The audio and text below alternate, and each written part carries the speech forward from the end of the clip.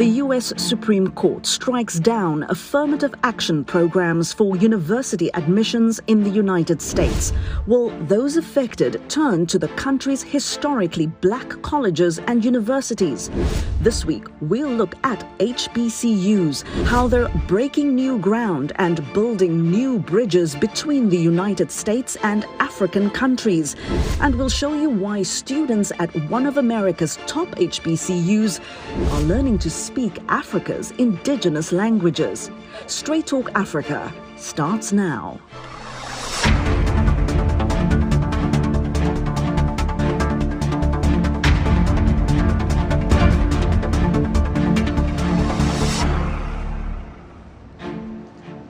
Hello there and welcome to Straight Talk Africa. I'm Heidi Adams. It is great to be with you.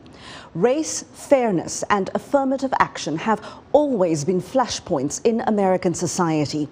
And a new decision by the U.S. Supreme Court has reignited a long-running debate over whether minority students have equal access to higher education.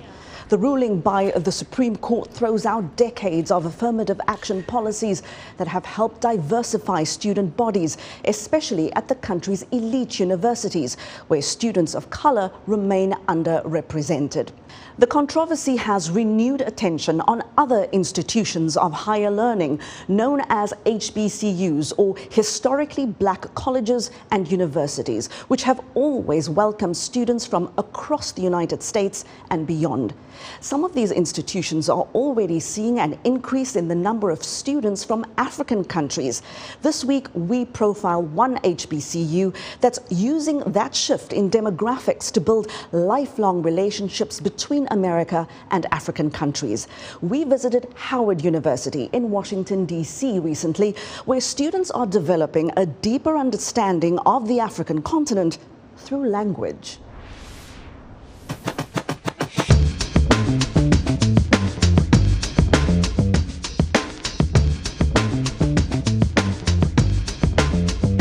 Sawibona, Igamalami Ingu Imani Waters.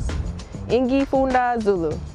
Hamjambo, Jina langu ni Ebony Brown. Sawubona, my name is Benjamin Besson. I study Zulu. Habari zenu, Jina langu ni Alexa. I studied Zulu because after taking it and really thoroughly enjoying the language and learning more about the culture, now it's giving me more opportunities on campus and even the opportunity to go be able to study abroad this summer. I chose Swahili specifically just because I love The Lion King. I didn't know the words like, Rafiki and Simba were actually key Swahili words. And I've been studying it for about 3 years. It's been a great time. Seeing the rise in the Black freedom struggle in South Africa with Nelson Mandela and Stephen Biko and all the freedom fighters there. It's very closely related to the civil rights movement here in America, and seeing that really gives me a good cultural connection to South Africa. I'm very happy to study Swahili because of how important it is as a globalizing language. And I'm excited to do diplomatic work, translation work, and things within the realm of international relations in East Africa in the future when I graduate.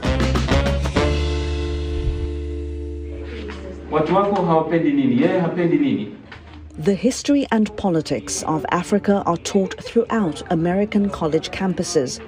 But these students at Howard University are exploring African culture and values by learning to speak its indigenous languages. Professor Leonard Mwaka teaches Swahili, spoken by tens of millions of people on the continent and around the world. Howard University is a place where we see African Americans, most of them coming here, people who want to identify with Africa. So the need and the interest in African languages and Swahili in particular is intentional on their part because they want to really connect with the motherland. What is also important is to see a newer generation, a new cohort of students who are heritage language learners. These are people that their parents were born in Africa, or they were born themselves in Africa and they want to learn this language.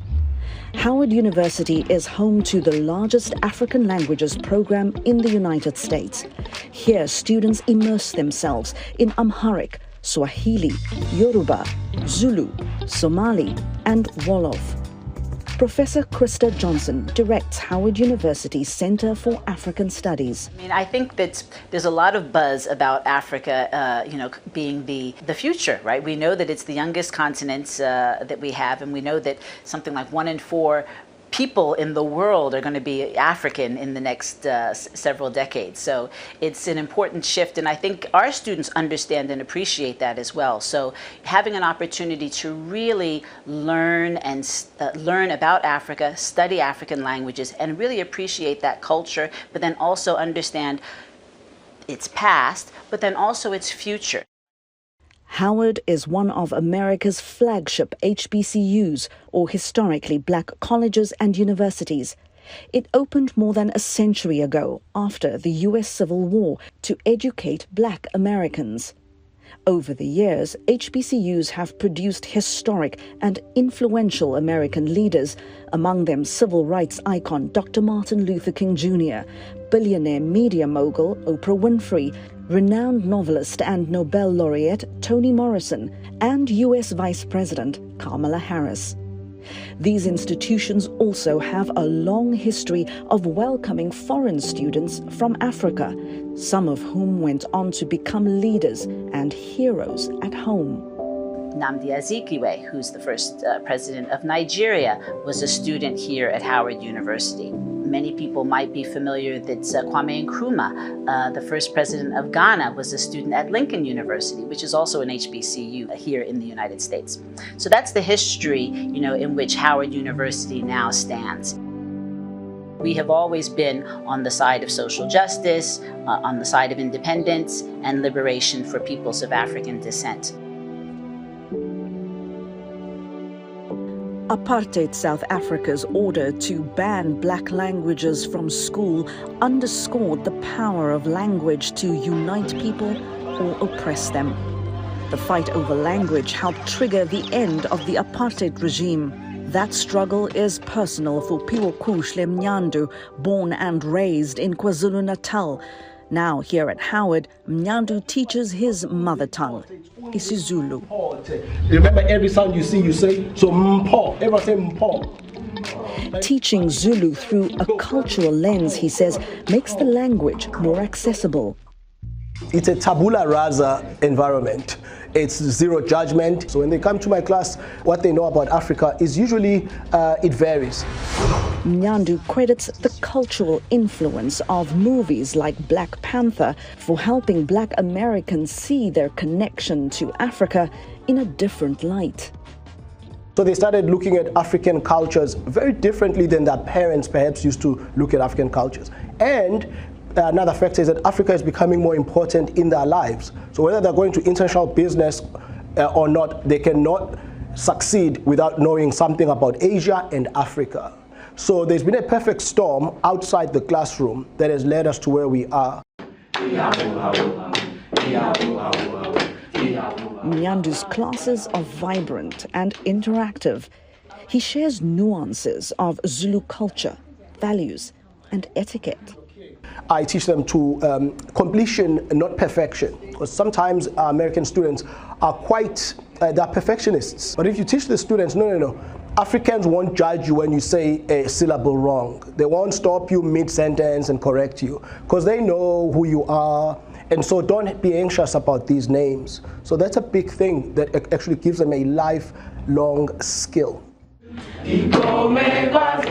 Skills that can build lasting bridges between the US and Africa and equip these young Americans with the cultural intelligence and confidence to cross them.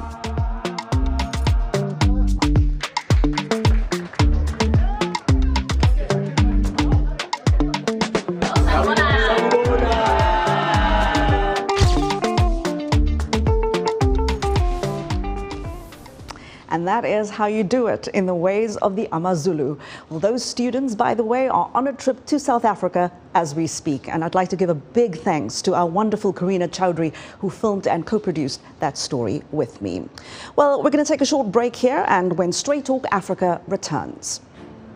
We shouldn't avoid part of the dark side of that history, which is that HBCUs were created because people of African descent could not enter and were barred from mainstream, predominantly white institutions. From Ghana's Kwame Nkrumah to Nigeria's Nnamdi Azikiwe, we'll look at the ties that bind America's historically black colleges and universities with the African continent. Stay with us. We'll be back in a moment. In times of change, when the world seems uncertain and what we hear doesn't reflect what we see, we seek the truth. When we are told only part of the story, we lose trust. In moments of crisis, our dreams, hopes, and wishes for a better tomorrow depends on a free press. At Voice of America, we bring you the stories that people take risks to see. We connect the world and unite it with truth. At Voice of America, we show you the whole picture.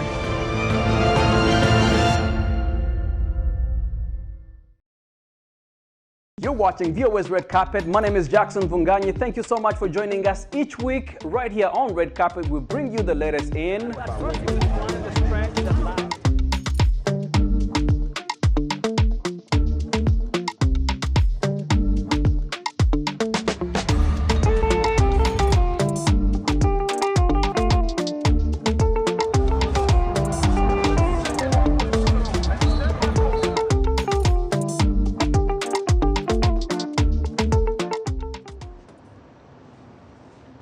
You're with Straight Talk Africa. Welcome back.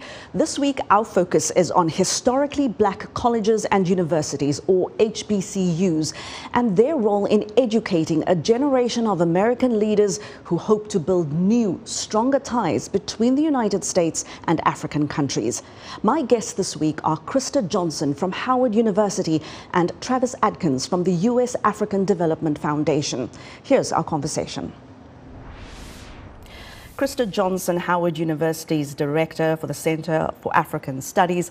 Hello there, and a warm welcome to Straight Talk Africa. Also a warm welcome to you, Travis Adkins, the President and CEO of the U.S. African Development Foundation. It is so great to have both of you here with me in studio, and we're talking about historically black colleges and universities here in the United States. And Krista, I want you to start out for us here. For many people in our audience, an HBCU might seem like a bit of a foreign concept or more of an American concept. Tell us a little bit about the place and the history of HBCUs in American society. Sure. Thank you for having me, Haiti. So HBCUs, most of them were established right after the Civil War in the United States. So Howard was established in 1867, and they were established to provide educational opportunities, higher education opportunities for African Americans at the end of slavery. So they do have, in many ways, a unique American imprint, on them. And initially, they were really established to provide higher education, but not too much higher education. So we didn't have law schools and medical schools and all of the rest of that. It was really more technical training that was provided at that time. But they've really evolved, and really the HBCU of today, I often say, is nothing like, I think, what we had certainly 50 years ago or certainly 100 years ago.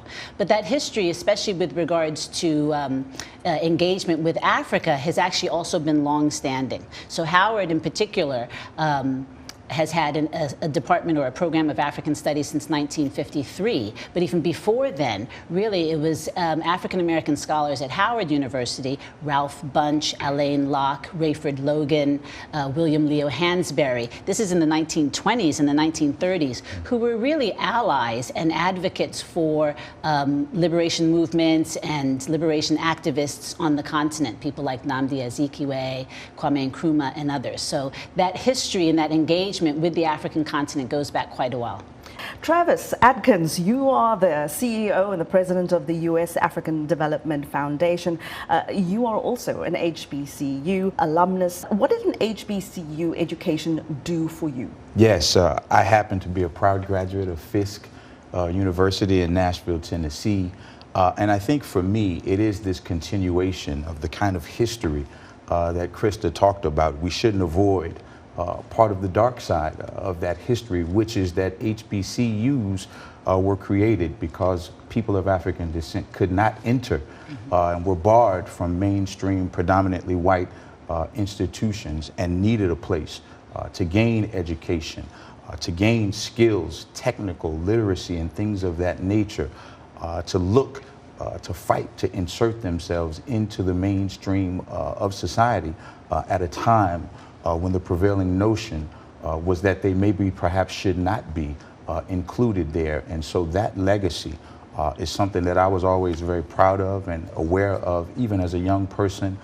My mother also had attended an HBCU, and so for me to follow in that legacy was something that I was immensely proud of. And I think also it was there, even though I had the passion for Africa and African studies and the connection between Africa and its diaspora, it really was the crucible of the HBCU that gave me the chance to immerse myself not only in the study of it, but even in our student body.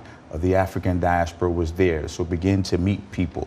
Me being from Tennessee, student next to me from Nigeria, student next to her from Haiti, and so forth, and having the ability to grow in that way and understand not just from the context of books and classroom, but also from personal relations with friends who became lifelong friends in this journey to understand, explore, and seek to build relationships throughout the African diaspora.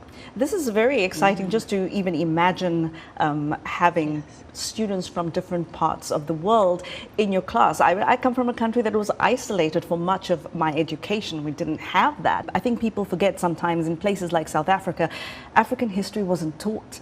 I take it it was completely different at HBCUs where African history was taught. Absolutely. So Howard, as I said before, was probably the first. It might not be the oldest program of African studies, but it really even trained. I mean, William Leo Hansberry was here, as I said, in the 1918s, 1920s, and Alain Locke doing African studies and developing historical curriculum, that spoke to Africa, its people, its geography, its culture, etc. So that was very unique. You're absolutely right at the time, right, to have an institution of higher education that was really offering those courses and teaching those courses. And then to Travis's point as well, Howard really became one of the most international campuses in the United States in the 1950s and 60s as African countries became independent, and a lot of students came to the United States to study, and they came to HBCUs. So Howard really had kind of one of its heydays, certainly would have been the 1960s, where you really had this influx of African students who came over that really internationalized the campus and really, I think made an important imprint in terms of the character of the campus body and the community. And I had read many of your students had gone on to become quite the thorn in the sides of colonial powers in the countries that they had come from. But speaking of the student body, and Travis had mentioned some of this earlier about what the student body was like then, what is the student body like now? Do HBCUs still, I wouldn't say exclusively, but mainly serve students who are of African descent? I'd say they mainly serve, but not exclusively, and not even in the numbers that say they did probably a couple of decades ago. And there's a number of reasons for that. So part of our mission and our mandate, obviously, is to serve the African American community, the African diasporan community. That's an important, kind of component of our mandate. But interestingly, after desegregation, as Travis had mentioned, then when African Americans had an opportunity to go to other institutions, you did tend to see a lot of African Americans who had those opportunities go to what were the predominantly white institutions. But what's really remarkable and interesting since I've been back at Howard over the past 12 years or so is you're seeing our numbers really increase quite tremendously. And the students who are coming to us now are absolutely African American Americans, but it's actually the diaspora even more broadly. We have a larger student, international student body, but also the African American community in the United States. Our demographics are changing as a population, right? So you have the largest growing population of African Americans in the United States is now people of from the continent. So historically, immigration came from the Caribbean, but more recently, you're seeing a lot of immigration from African countries. So we have a lot of first, second generation African Americans or Americans of African descent, so who have those closer ties, didn't come over with slavery, but have these closer ties and connections with the African continent, which again really enriches our campus. I think that certainly drives and is driving a lot of our interest and growing interest and renewed interest on Africa in recent years. Essentially those who came in freedom. Yes, correct. Or whose parents have. Travis, why would you say HBCUs are important today? I mean, I know that over the years you've also straddled, you know, both the world of international development and foreign policy, but then also the world of academia. Why are HBCUs, would you say they're important today, and what kind of students would they appeal to? Sure. I think they're important today for the same reason that they've always been important. So of course, as you guys have laid out, the history is that they created an opening space for people of African descent to gain education. But that's not really what the foundation of these universities are about. If you go and you look at Howard, if you come to Fisk University, if you go to any of the other 105 or so HBCUs in the United States, in their mission statement, you will find things about truth and justice and service and character building and remaking the world in a way that is just, in a way that is inclusive, in a way that gives the truth to the aspiration of the United States for democracy, for equality, for equity and opportunities. And so anyone who is looking for character-based education would do well to look at HBCUs because, of course, as Krista said, it moves well beyond any notion of race, color, or phenotype to what kind of citizens our nation is producing, and HBCUs are widely known for producing those who are going to go out into the world, push back against the tide of history that has created inequality, and try to help us reshape our society to meet its ideals. You should become the HBCU envoy. Yes. But Krista, as the head of the Center for African Studies, I want to turn to Howard University's African Languages program. And of course, we spent some time with you, and we spent some time with your wonderful students and some of your lecturers. Tell me a little bit more about the thinking behind your African Languages program. What was the vision? What's the big dream here that you're trying to accomplish through language and African languages at that? Sure. So Howard really has a comparative advantage when it comes to African languages. I think I probably mentioned when you were on campus that we had, this academic year, we had over 1,000 students studying 8 African languages. We have large language programs in Yoruba, Swahili, Amharic, Zulu, and several others as well. I think, you know, we started off by really wanting to promote African languages and to really cater to our student body who are not just of the African diaspora, but they are really, many of them often see themselves as global citizens. They understand that they need to get jobs in a global marketplace, and they see language acquisition as one of the skills that they can acquire that will give them a bit of a competitive advantage. So at Howard, we were able to really expand our African languages offerings to a tremendous, you know, number of students that we're reaching now. But I think we're now at a kind of a different phase, or at a new phase in terms of how we're looking at African languages. Obviously, we'll continue to offer languages at the undergraduate level and have, I think, overwhelming success at attracting students to those courses. But you know, just understanding and appreciating really the role of the diaspora and Africa really in international relations and in the global system in the coming decades. It's even more important for us to, you know, think about how it is that we build both cultural and linguistic competency in our workforce, here in the United States, but also globally, right?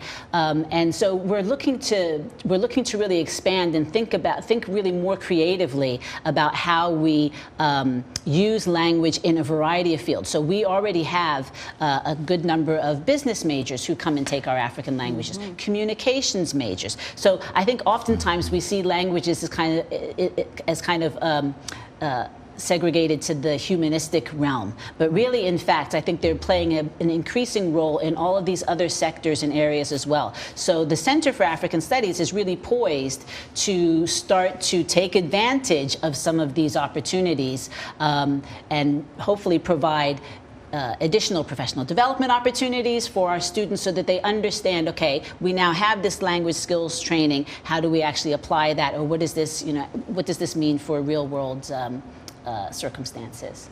And Travis, you've been working on some, ways in which bridges can be built between what you do, HBCUs, the African diaspora. Tell us a little bit about that. Yeah, for me, it goes to exactly what Krista was talking about. This is the opportunity for people from the continent and its diaspora to put themselves at the forefront of science and technology, of diplomacy, business, tech, economics, and things of this nature. We always have been there, but I think that this program points to the need to expand our sense of what a kind of critical language in the foreign affairs arena is. Of course, it's always been kind of Russian, French, Arabic, Mandarin, Spanish, and so forth. But as Africa becomes filled with more emerging markets, becomes more at the forefront of foreign policy and trade and investment, having a cadre of young people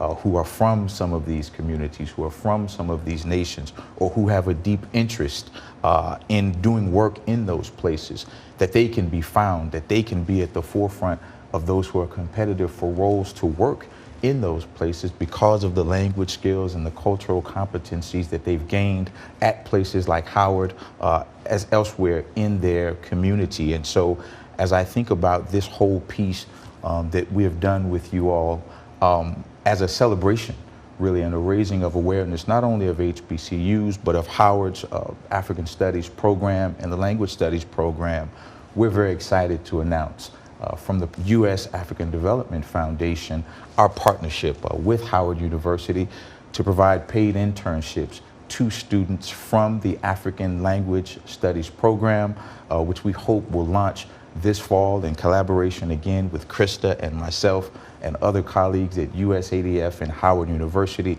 so that we are not only celebrating them, but that we're tapping into their talents, that we're using the skills and expertise that they bring to the table in real world work, right? And so that they are not just the future, but they are in fact the present. And this of course also offers them job opportunities to gain experience in the international world, in the US government context. And then for me, lastly, is to be one of the voices in support of what the Biden administration has been promoting, a connection to Africa, the diaspora, as partners. And what better way to do that than through the study of language, than through the understanding of culture, and through the increased ability to communicate effectively with people across the continent. Well, all of this makes me want to be at least 20 years younger, but what a great conversation. Thank you so much, Krista Johnson, Travis Atkins. It's such a great pleasure to have you both here and learn more about HBCUs and all the initiatives that you guys are working on. Fantastic work. Congratulations, and thank you very much. Thank you. Thank you. Thank you. Thanks for having us. And that is our show this week. Thank you so much for always watching and for always listening. It was a pleasure to bring you this week's episode, and I will see you next time. Until then, it's goodbye from me.